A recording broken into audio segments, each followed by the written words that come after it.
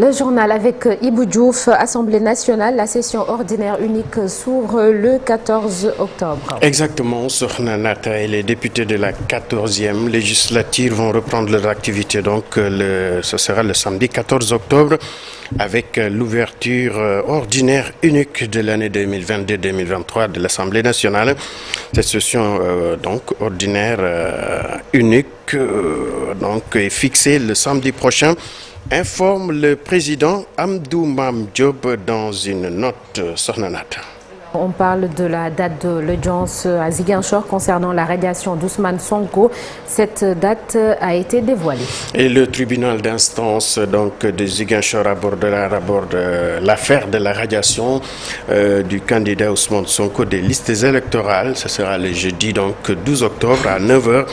Précise l'avocat français Juan Branco sur le réseau social X ex-Twitter. Face au rejet de la requête de l'opposant par la Cour suprême, la décision du tribunal d'instance de Ziguinchor concerne la radiation d'Ousmane Sonko. Le rejet est survenu suite du refus de la Direction générale des élections de fournir les fiches de parrainage aux mandataires d'Ousmane Sonko. Alors toujours dans l'actualité, Ibou Diouf, réunion annuelle Grand Challenges organisée par la Fondation Bill et Melinda Gates. Le président de la République, Macky Sall, a procédé hier à l'ouverture. Exactement, et la science sauve des vies est le thème choisi pour cette année. C'est pour favoriser la recherche et la production de vaccins à faible coût. Couple de milliards annonce un financement également de 40 millions de dollars des instituts de recherche basés au Sénégal et en Afrique sont les premiers bénéficiaires, nous disent Abdou Diouf Diagne et Amadou Bamba. Fabrication de vaccins, l'Afrique est à la traîne. Notre continent n'a pas accès à la technologie de pointe. Une lueur d'espoir apparaît avec la fondation Bill et Melinda Gates. La fondation du couple milliardaire annonce un financement de 40 millions de dollars américains pour faciliter l'accès à la plateforme de recherche et de fabrication de vaccins à faible coût.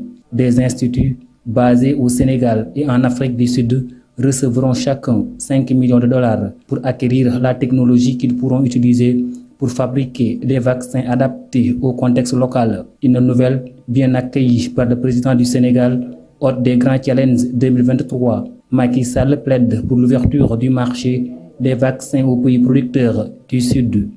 Aujourd'hui, l'Afrique doit se mobiliser davantage pour asseoir une véritable industrie biotechnologique, y compris, bien entendu, la fabrication des vaccins. Nous devons continuer le plaidoyer pour que les vaccins produits sur le continent accèdent aux plateformes de commercialisation, vous l'avez si justement dit, M. le Président Azali. D'autant plus qu'il y a des expériences en la matière, dont celle de l'Institut Pasteur de Dakar, IPD. Le président en exercice de l'Union africaine, lui, insiste sur la nécessité d'accentuer la sensibilisation, car beaucoup d'enfants en Afrique n'ont pas encore reçu la totalité des vaccins. Cela pour plusieurs raisons liées à la culture et aux fausses informations. Ousseynou Diop.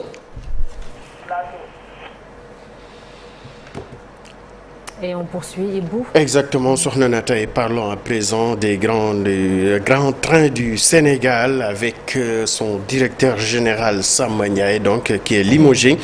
Le président de la République Macky Sall, à travers le décret numéro 2022-1777 du 17 octobre 2022, portant répartition des services de l'État et du contrôle des établissements publics, des sociétés nationales et des sociétés à la partition publique entre la présidence de la République, la primature et les autres institutions, vient donc de mettre fin aux fonctions de Samba Ndiaye, directeur général des grands trains du Sénégal.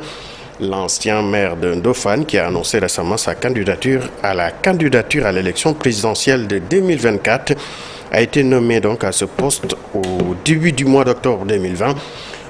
Pour rappel, Samba Ndiaye a été également à la tête de la Société des infrastructures de réparation navale de Dakar.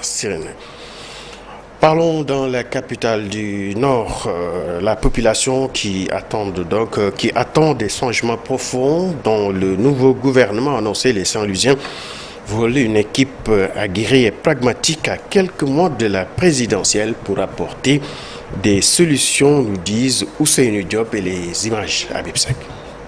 Les Sénégalais vont connaître dans les prochaines heures le nouveau gouvernement. À Saint-Louis, la population n'attend pas beaucoup du nouveau attelage gouvernemental à quelques mois de la présidentielle. Il a reconduit Amadou Ba, qui est son candidat à l'élection présidentielle. Donc moi je pense que Macky Sall va nous proposer un gouvernement politique. Pour Adama Kanouté, le prochain gouvernement doit être composé d'hommes aguerris qui connaissent bien le travail. Comme vous le savez, les Saint-Louisiens sont à l'attente, comme tous les autres citoyens du Sénégal, effectivement, du nouveau gouvernement qui devrait incessamment être mis en place. Nos attentes, elles sont simples. Je pense qu'avec le délai imparti, il me semble qu'il serait difficile d'essayer de reconduire ou de chercher des hommes qui vont devoir peut-être faire leur premier pas dans un gouvernement. Au Sénégal, beaucoup de problèmes plombent le développement dans tous les secteurs.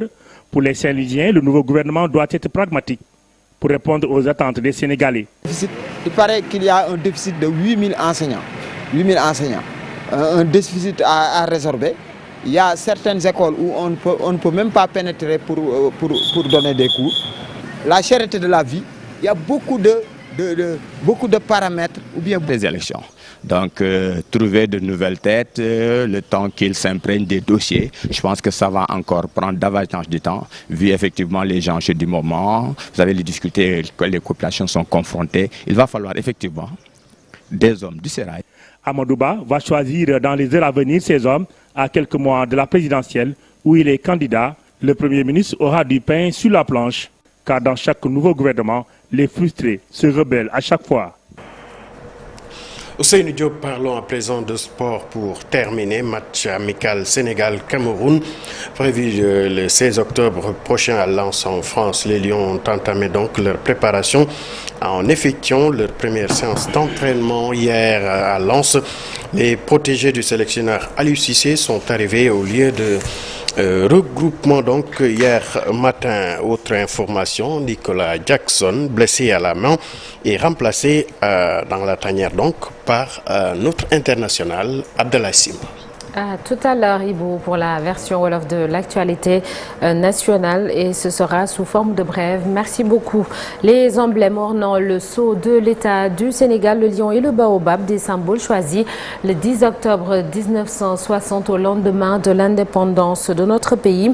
Pourquoi ces choix? On s'arrête sur le sujet dans la rubrique Un jour au Sénégal, un jour dans le monde. Et ce mardi, nous vous proposons un document sur la présidentielle au Libéria, un entretien avec deux ressortissants du pays de George Weah, candidat à sa propre succession après 6 ans au pouvoir.